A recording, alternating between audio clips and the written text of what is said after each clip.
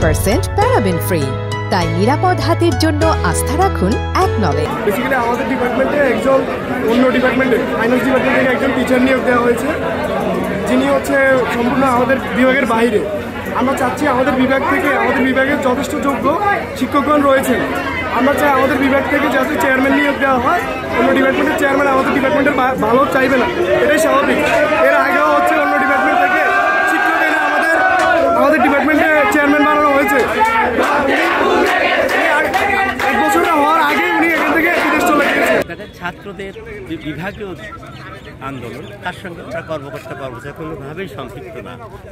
ইতিপূর্বেও একই ধরনের ঘটনা ঘটে, আমাদের 13 ঘন্টা জিম্মি করে রাখছে। আজকে রোজা অবস্থায় তারা জিম্মি করে রাখছে। আমরা অনুরোধ করছি তাদেরকে যে আমাদের অন্তত নামাজের বিরতিটা আপনারা দেন। আমরা নামাজ পড়ে আসি, আমরা মুসল্লি, রমজান মাস, তারা সেখানেও আমাদেরকে বাধা সৃষ্টি করছে এবং নামাজ দেয়নি।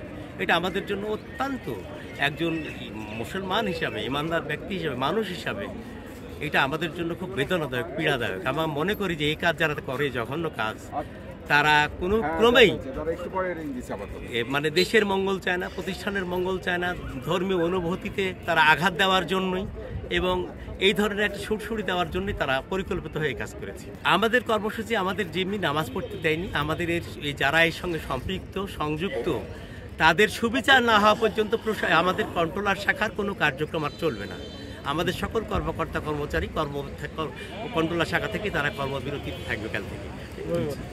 অন্যান্য অফিসাররা, শুধু অফিসার না, সকল কর্মকর্তা কর্মচারী এবং কন্ট্রোলার শাখায় তালা, মানে অন্যান্য শাখার কথা বলছি। অন্যান্য শাখার সিদ্ধান্ত সকল সমিতি ইউনিয়ন বসে একসঙ্গে সিদ্ধান্ত নেব সর্ববৃহৎ রাজশাহী বিশ্ববিদ্যালয়ে কি করা।